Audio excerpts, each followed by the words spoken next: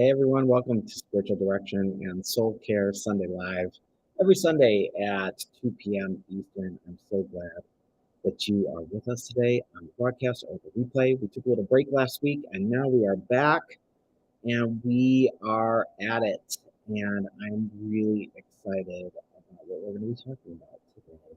We're going to be looking at spirituality of friendship, a spirituality of friendship. I thought in this season, after all the Easter and Pentecost and all the different things, and the summer's coming, we're out, we're probably seeing people more. I just remember how, like, we have neighbors across the street who, when winter comes, we stop seeing them because everybody's just hiding in their houses in cold Michigan. And then as soon as spring and summer come around, we're like, oh, hey, you're alive. It's good to see you again. And we reconnect. And I thought, man, the role of people in our lives, the deep connections with each other. We know it's important, but we don't always talk about how important it is and how essential it is to support our souls, to support our core, and how important it is for us to be friends to others and how to be friends and what kinds of friends we can be to one another. So I want to explore that today a little bit because it just got me thinking too about um, some of the things that Jesus has said, and then some of the things that we learn from other spiritual teachers as well about friendship. So let's get ready to dive in, and let's do that with our most basic spiritual practice of breath and stillness, kind of a grounding exercise, as always, where we come back to ourselves and we attend to ourselves and we breathe. So do that with me. Let's breathe in and out. Let your shoulders drop. Out.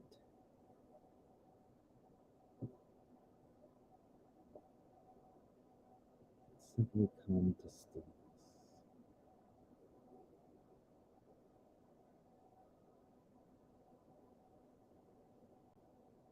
You need to close your eyes. Look off in the middle distance or downward. Feel the air expanding in your lungs. Downward sensation through your body, down through your legs, down to your feet, into the ground.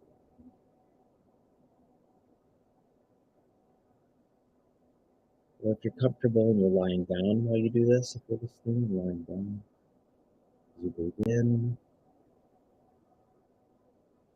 and out, allow yourself to feel a downward sinking sensation, the body fully resting against the surface that you're leaning against. Where when your breath, where your mind comes back to yourself, your body, you are one with yourself, you are at peace. And bless yourself, be a friend to yourself as you say, I'm safe, I'm strong, I'm wise, I'm loved, and out.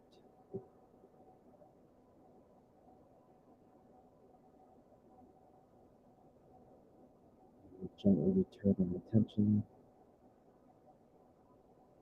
and then I think it's important when we ground ourselves, when we have a moment of breath and stillness, to speak over ourselves those friendly, kind truths that you are here, that you are safe, that you are strong, that you are wise, that you are loved. So we act as friends first to ourselves. We speak those strong truths.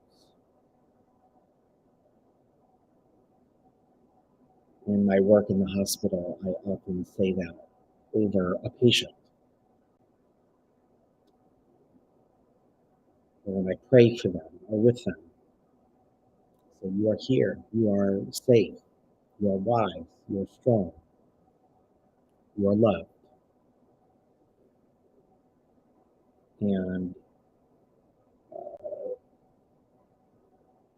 you just see the tension roll off of them. It's amazing. Getting a text chat here saying, your voice is a bit muffled for me. I'll try to speak up, see if that works. Just let me know. Okay? So friendship, the spirituality of friendship. Well, when I think of friendship, of being for another, I first think of the teacher Jesus. I think of him in John 15. He is having this long recorded conversation with his friends, his disciples. And it's this long conversation describing how deeply connected he wants them to be with him and that he wants to be with them. He talks about this image of vine and branches. He talks about oneness. He talks about a nearness, right? A functioning, life-giving connection to one another. He's talking about that deep human reality that we're made for. We're hardwired for connection with one another. And he's saying that that deep connection rooted in love is the most divine and most sacred way of being with each other. And then Jesus says, toward the ends of this long conversation about how deeply connected he wants everyone to be with each other, he says, greater love has no one than this, to lay down one's life for one's friends. You are my friends. If you do what I command, I no longer call you servants, because a servant doesn't know his master's business. Instead, I have called you friends. And then he explains again and comes back to what it's always about. The command of friendship is the command to love each other. Jesus is ruthlessly and constantly humanizing our understanding of ourselves. These things that rise naturally within us, these things that we know and long for within us, this connection with others. He's confirming and affirming it, and he's not simply introducing it to us for the first time. He's taking what we're already made for, and he's peeling back the deep sacred layers of just how deeply significant it is for us. So friendship, even the ultimate expression of divine presence in a human being, Jesus is saying, I have called you friends. Be loving to each other. Be deeply connected to each other and to me, like vines and branches. And that means you are experiencing a deep connection with God via this love. It's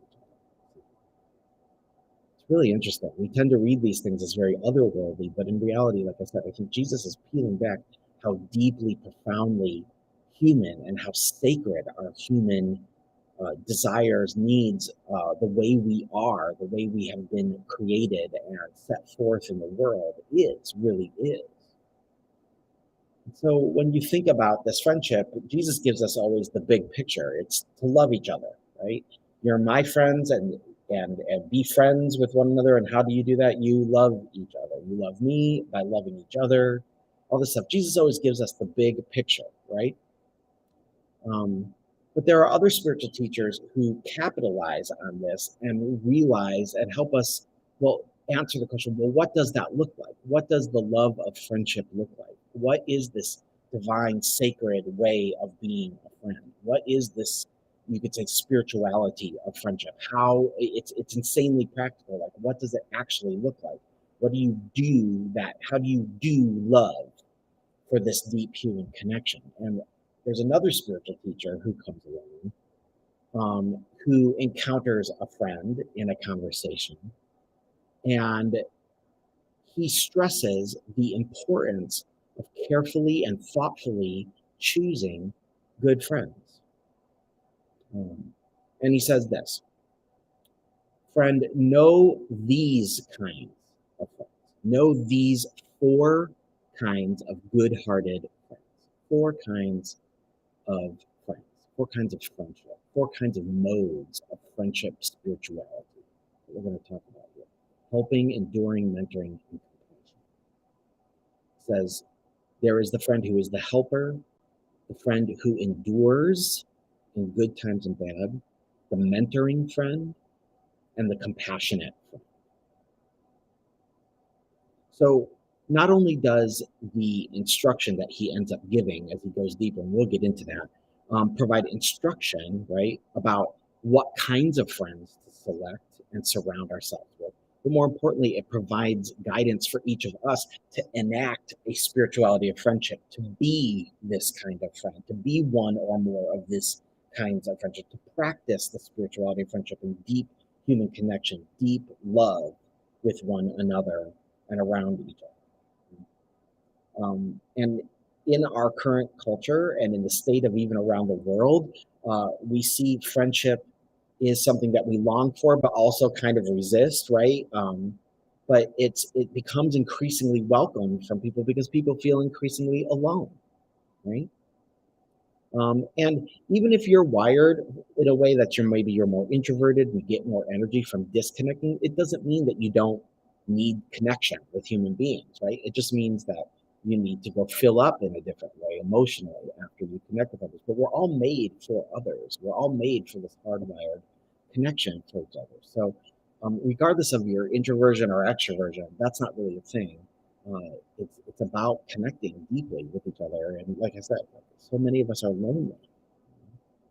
I mean, there's so much loneliness recognized that recently the British government appointed a minister of loneliness, like a Secretary of State for loneliness, right?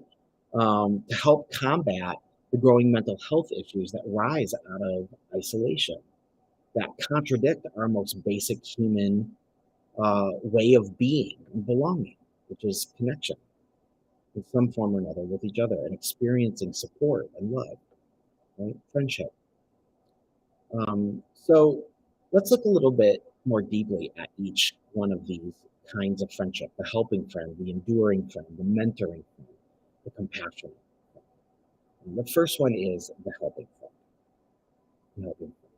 The helper can be identified by four things: by protecting you when you're vulnerable, and likewise your resources, being a refuge when you're afraid, um, and in various tasks, providing double what is requested. So they protect you when you're vulnerable. They protect like your livelihood and resources. They're a refuge when you experience fear, and they always go above and beyond. They always do more than what you ask. Right? And an example of giving double what is requested is related to by a rabbi named Rabbi Joseph Telushkin, who is an author of a book called The Book of Jewish Values. And he tells about a visit, about a couple that is visiting an elderly neighbor. And it becomes clear that this neighbor is experiencing really bad back pain. And the woman asks if he has any medication for his back pain. And he said, there is, but it costs $60 and I can't afford it, he said honestly. And so before they left that evening, the woman then wrote him a check. But she wrote him a check for $1,000. And her husband didn't object. But he asked why she wrote such a large amount when the stated need was $60, and that would have been enough. And her answer was, well, if he's in such pain and is still not buying that medication, it must mean he lacks money for a lot of other things as well. So, and I just think that's the helping friend. That's the helping friend. They protect you when you're vulnerable. They protect your resources and look out for your life.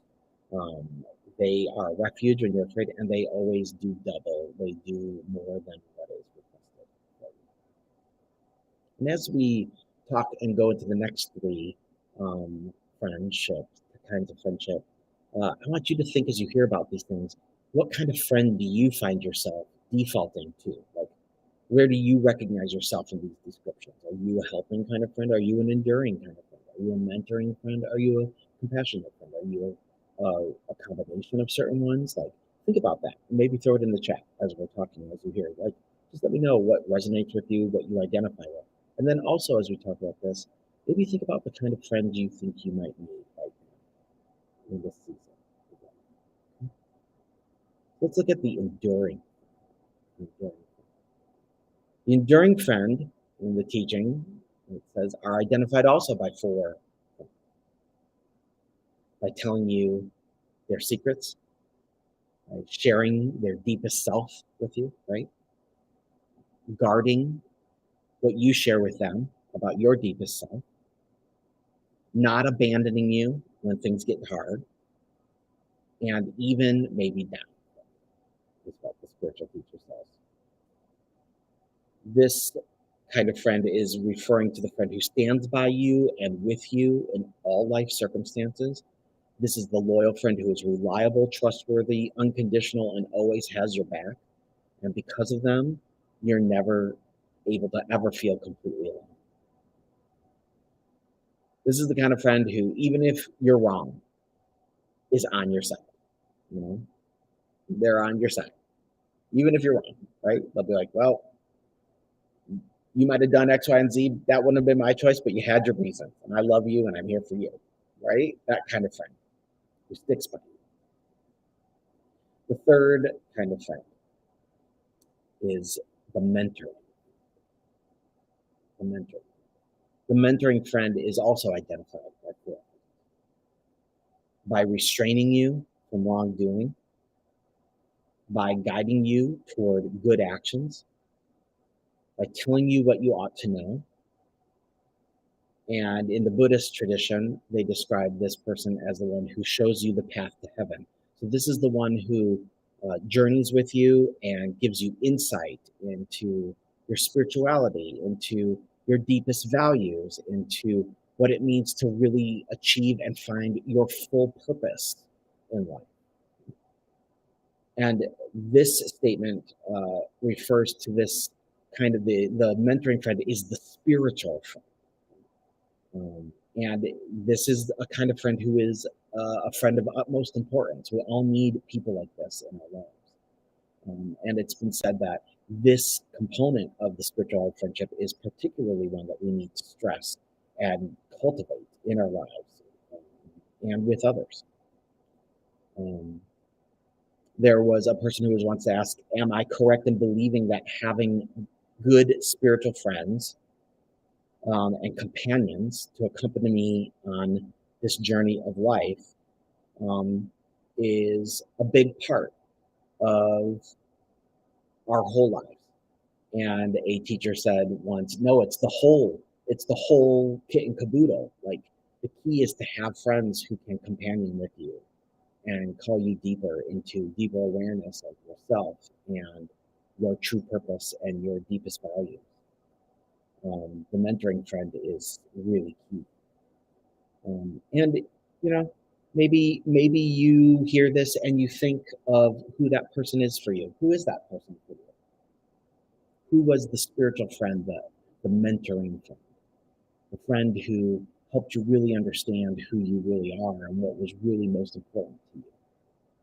Who was there for you and encouraged you to walk that path that you're on right now that is giving you so much love? Who's that person?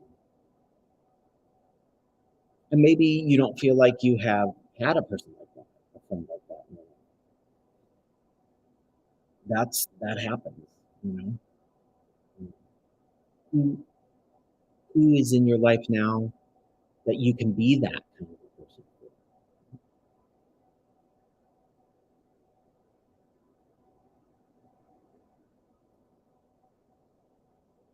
And at the end, we come to the fourth kind of thing, the compassionate. And this one too can be identified by four things. This is the one who doesn't rejoice in your um, difficulties, right? Person who feels your pain when things go bad. They delight and they celebrate your good fortune. They're never the friend who says, well, that good thing happened to them. You know how we all have that person that we know who's kind of a friend who might slightly resent your success, right? Or feel insecure around you because you seem like you're achieving in an area and they like you, but they're also kind of envious, like the frenemy. I think the frenemy phenomenon, right? That's not this compassionate friend. That's a toxic person. This is a person who genuinely can rejoice when things go well for you, even if it's not going well for them. They know how to differentiate between themselves and your life, and they just are thrilled when things go good and go well. This is the compassionate friend who also prevents others from speaking ill of you, and encourages others to really admire you, right? Admire and recognize and celebrate your good qualities. Sometimes this kind of a friend is the mode that as our children get older, this is kind of the mode that I think sometimes parents can take. They become the compassionate friend, the one who celebrates you uh, and always lifts you up. Mhm. So by living out and acting upon these four modes of friendship, um, we can become admired and essential friends to others. We become people who are valued in other people's lives and trusted and respected and even highly honored. Four kinds of friendship: helping, enduring, mentoring, compassion. Got some comments here that I'm going to go to and look at. Let me know what you're thinking about. Tell me which one is your default, right? Which one do you tend to go to first? Where do you naturally, intuitively lean in on as the kind of friend that you are? Are you a helper? Are you the one who's there through thick and thin? Are you the one who helps guide as a mentor, a spiritual friend? Are you the compassionate kind of friend? Which one are you? Throw it in the chat and let me know. We've got some comments here.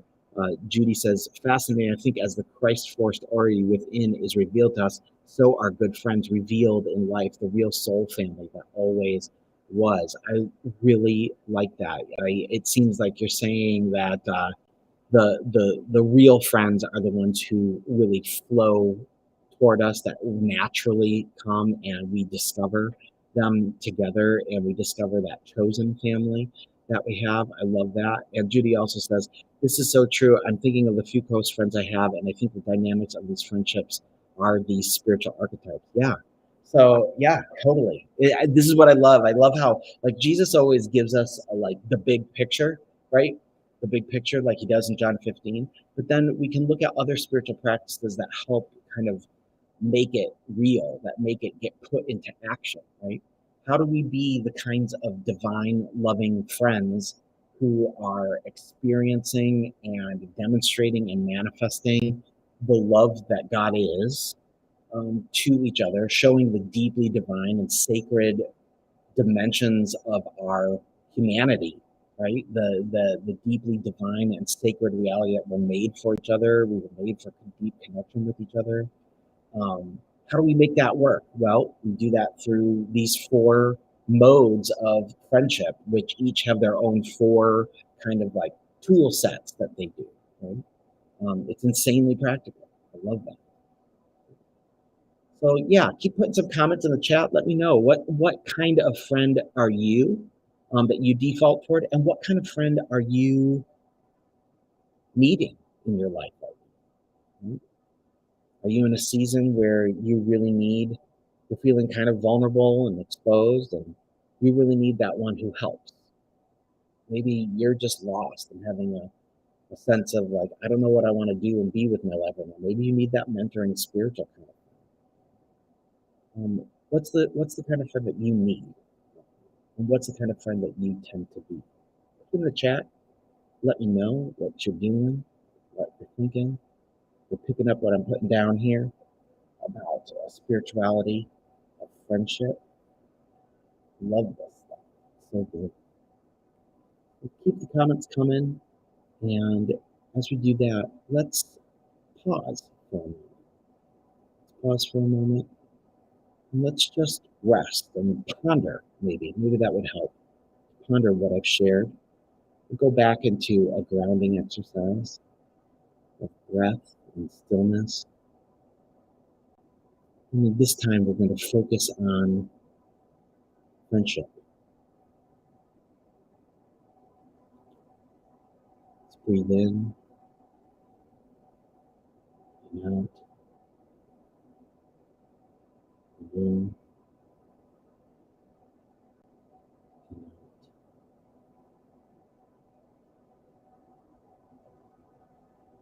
Ponder. Am I helper? Am I one who endures? Am I one who guides?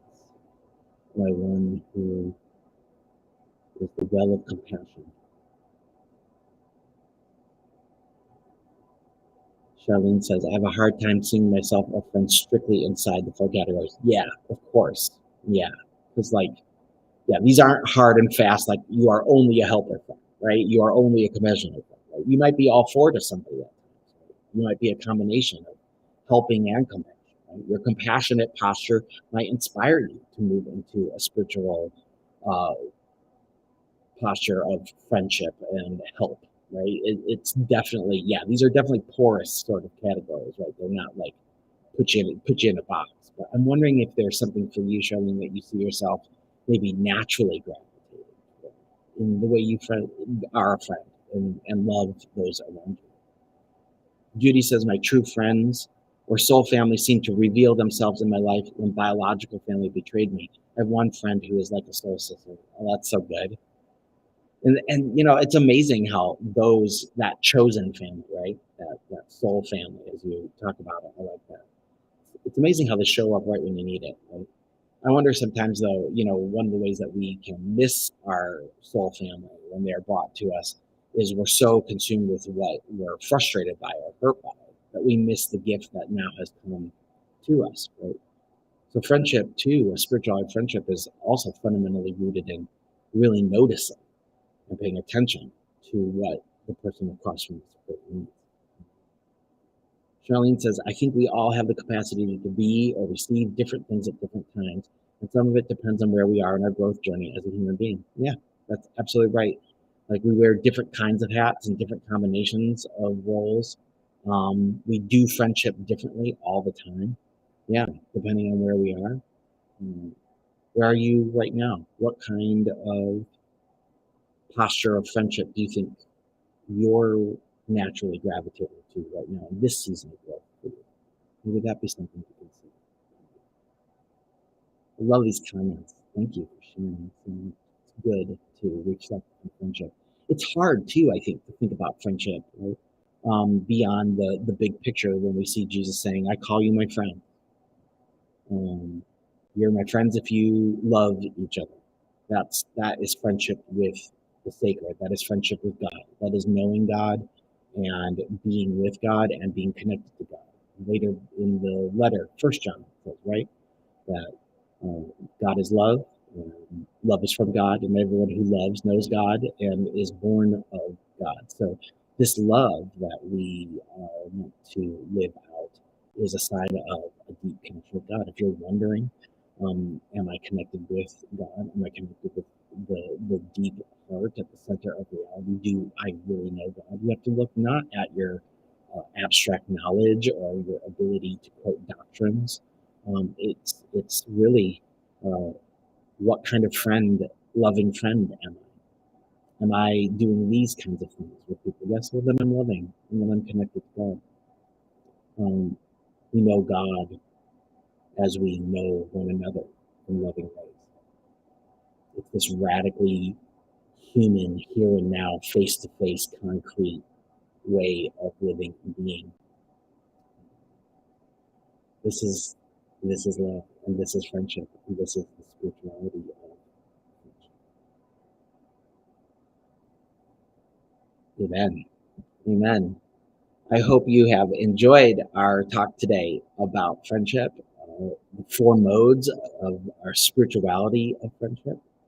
I hope it is something that you'll look back on, maybe share with others, reflect on more, um, and maybe share with the people who's a person in your life right now who might really need to hear about this, who might benefit from this guidance. You can go be a friend to them by helping them understand how to be. Right before we go, Charlene says, my journey has been a lonely one, even though everyone thinks I'm this talkative extrovert, and I am. For me, I've found my friendships more defined by their limitations.